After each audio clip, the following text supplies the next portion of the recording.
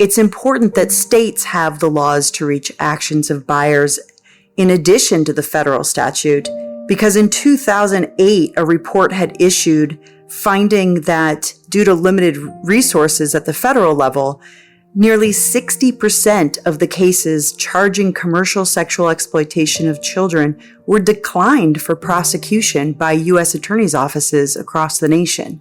The number of state prosecutors as compared to federal prosecutors is somewhere like 40,000 to 4,000.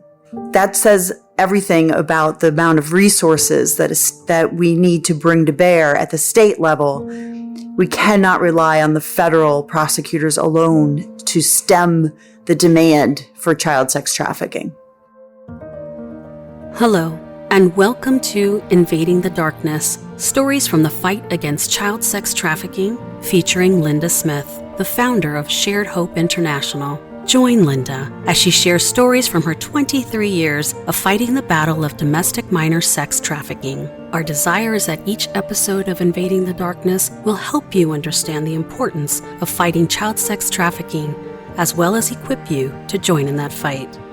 In this episode, Samantha Vardaman tells the story of one United States attorney who was determined to see justice done against several buyers of sex. She shares the details of the case and the implications it had going forward. For a long time after the 2000 Trafficking Victim Protection Act was finally passed in 2000, there were people in the federal government this was not about Republican, Democrat, it was through 3 different presidential terms that simply said, we don't think the Trafficking Act applies to buyers. And then some said, we don't think it's important that we prosecute buyers. But the law itself said it included buyers. Very clearly, people that were trying to obtain or solicit, many words that said a buyer or someone trying to buy. But there was no action. So was there really any federal law application to buyers? Not much, because they were saying they're just not serious offenders. But that bias had been in our culture a long time. We saw that clear back when we were talking about the Missouri case of the woman's case being thrown out because she was considered immoral after the rape. This bias goes on and is culturally embedded. Some would say, though, our priorities are just different, Linda. We want to get the bad guys. That just restated to me that they don't think buyers of commercial sex are the bad guys. Now, a lot of my friends had different opinions here, so we started working on this and publishing on the issue of demand. So 2006, we published the first demand research in the world that included America. And we presented that to Congress and kept speaking into the issue. If there weren't a buyer, there would not be a snatched child. You have to realize that if we're not going to focus on the buyer, we have to let them have our children, because they are driving the market, causing facilitators and traffickers to bring our children to market. Well, this was an ongoing case, and one of our chief attorneys at Shared Hope International, Samantha Vardaman, she would work on this research. We would publish on it over and over again. We'd watch the cases. She would be sending me things like, oh, I'm so disappointed. We just lost that case. Or we're looking at this case. And today we are involved in advising on cases with domestic minor sex trafficking and involved in various ways as appropriate. Well, there was just this great case that we were hoping would bring us a prosecution under the federal law. There was finally a case. And that case had some men in it, and they had literally gone shopping for kids and actually been convicted, but then the case was thrown out based on, we don't think it applies to children. We don't think it applies to men shopping for children online. Well, there's more to that case, but it was really frustrating. And we could get information, we could provide information on the sex trafficking laws in each state as well as the federal law as a reminder. But all of a sudden, there was a man who stood up, a U.S. attorney, said, it's just time, and took and appealed that case. So the case ended up affirming the federal law. And it was called the Junger versus the U.S. government, or U.S. government versus Junger. The reality was they finally gave us a decision that could go back to Congress and say, we know you meant this, and we could get that language actually placed within the law after this case. Now, why is that important? Why should the states care if the federal government is leading by saying buyers aren't seriously important to this? They're just the buyer. It's the people snatching the kids for the buyer. And sometimes the kids themselves that are bad. Oh, but don't do anything to these buyers. Now you can hear I am seriously biased, but I'm not in court. And I believe that the heart was so long to letting the men go, like the judge said in Missouri, shouldn't apply to men. This is about immoral women. And now that case, I believe, and the backbone and the stamina of that U.S. attorney turned history. It just shows how one person can actually go against the tide, even being made fun of, even challenged, and did it anyway. And he changed history. He redirected the path to justice for these children. Because see, if the buyer wasn't guilty, then who do you have to shift the fault to?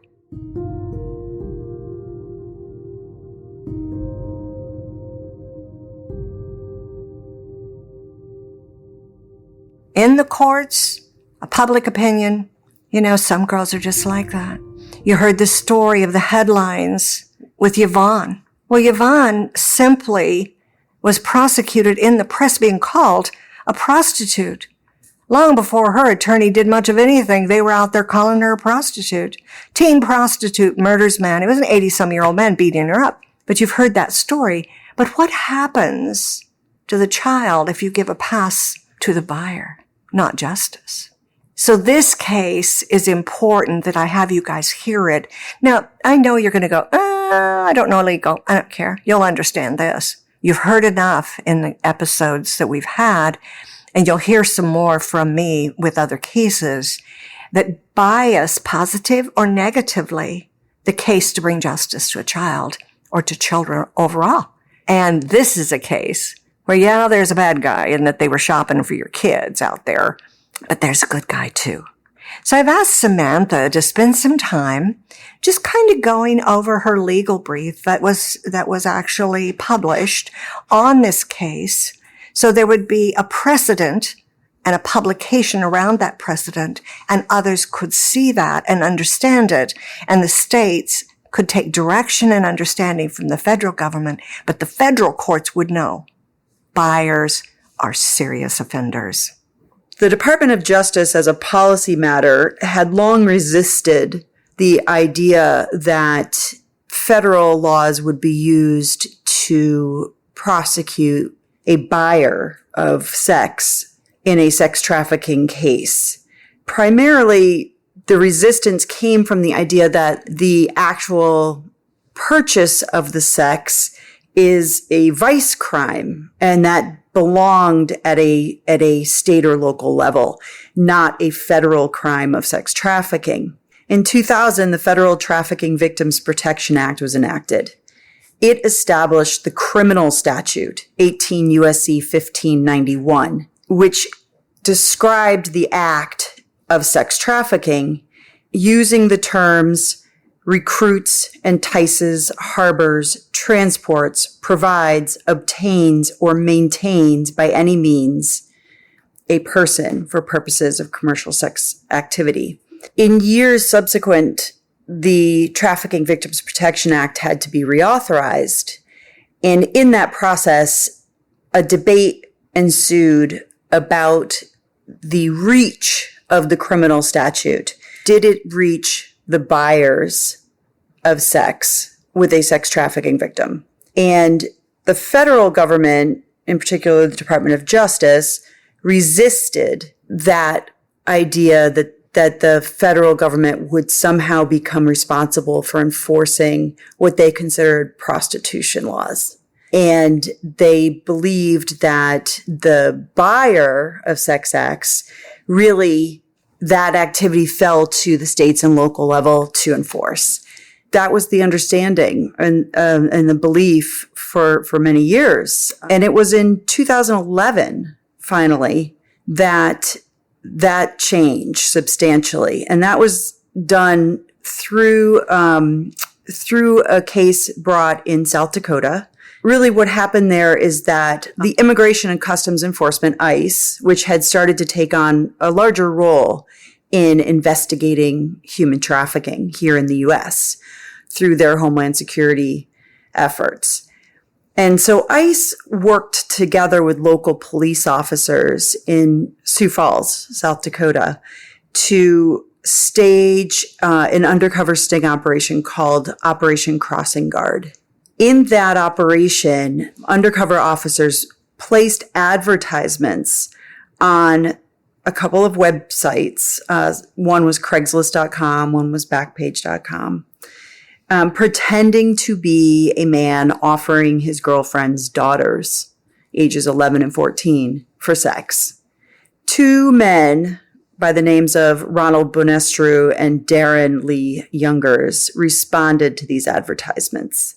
And they wanted to exchange money for sex with these young girls. When they came to perform that crime, they were both arrested and then indicted for attempted commercial sex trafficking of a child in violation of 18 U.S.C. 1591. They were convicted of that crime, but both of them made a motion for acquittal, and those motions were granted. And it wasn't due to any reason other than that this statute hadn't been used before in this way. 18 U.S.C. 1591 had not been used to prosecute a buyer of sex with a sex trafficking victim. It had been used to prosecute the seller of these people, of these victims, the trafficker, or sometimes called the pimp. This is what 18 U.S.C. 1591 was understood to do. And this case really changed that for the nation and established a new discussion about how far the criminal sex trafficking statutes should go in the federal context.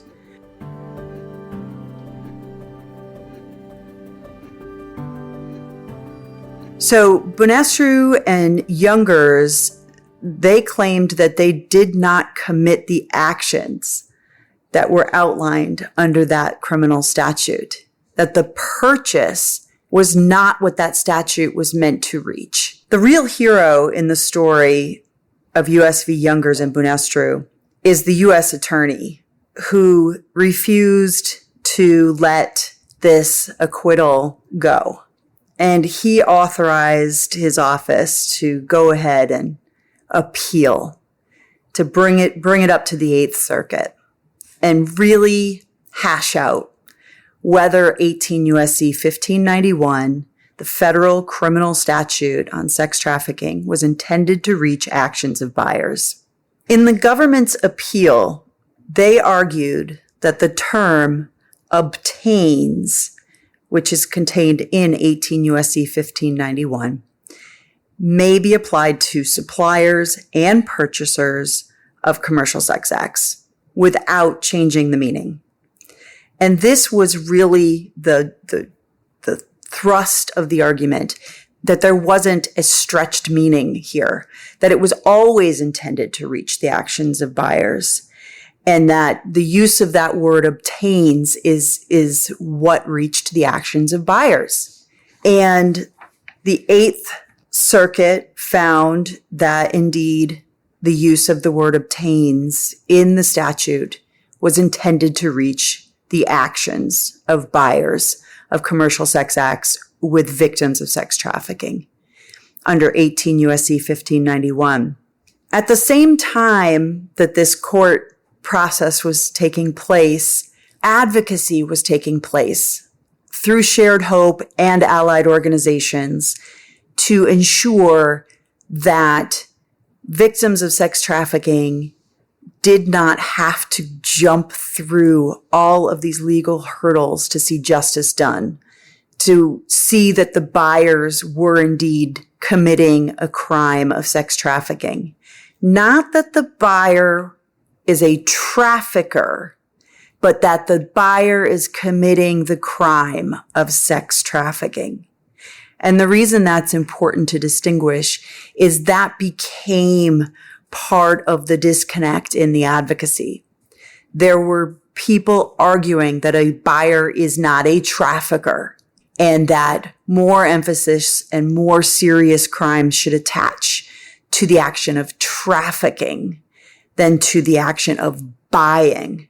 Shared Hope never believed that because it was clear through the law that Congress intended that the action of obtaining a person, in this case minors, for purposes of commercial sex acts, is committing the crime of sex trafficking.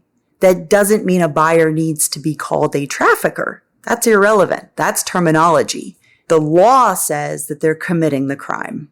Once the Eighth Circuit decision was issued in these cases, and it made clear that there was no distinction between suppliers or purchasers of commercial sex acts with children. Once that decision was issued, we jumped into action to make sure that this intent of Congress was clarified in the Justice for Victims of Trafficking Act, which was passed in 2015.